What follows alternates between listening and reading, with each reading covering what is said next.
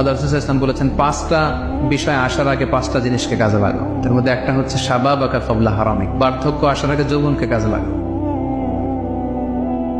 সিহহাতাকা ক্বাবলা মারাদিক, অসুস্থতা আসার আগে সুস্থতাকে কাজে লাগাও।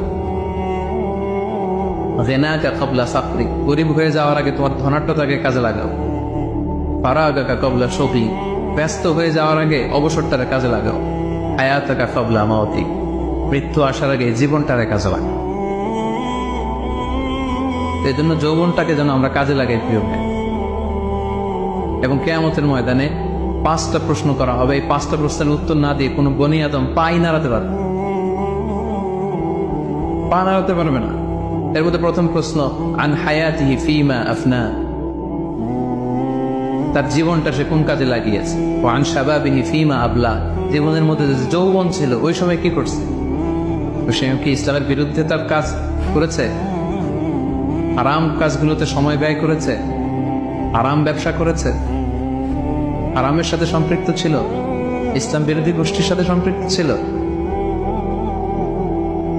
আপনাকে জিজ্ঞেস করা হবে যে এই যৌবনের সময়টা আপনি কি কাজে লাগিয়ে, নাকি ইসলামের পক্ষে ছিল? যা করেছে ইসলামের পক্ষে কাজে লেগেছে।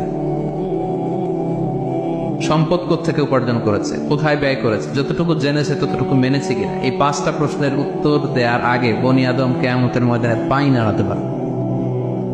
এজন্য দ্বিতীয় শ্রেণী হচ্ছে ওয়াশাবুন নাশাআ ফি ইবাদাতিল্লাহ, এমন যুবক যে তার যৌবনকে আল্লাহর ইবাদতে কাজে লাগিয়েছে।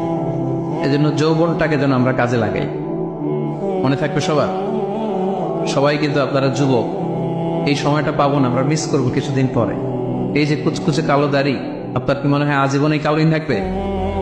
তাহলে আমাদের দাদার গুলা সাদা করলো কে? নানার গুলা সাদা করলো কে? ওই বয়সে যাওয়ার পরে এই কুচকুচে দাড়ি, কালো চুল, এগুলো কি হয়ে যাবে? সাদা হয়ে যাবে। এটাই জীবন।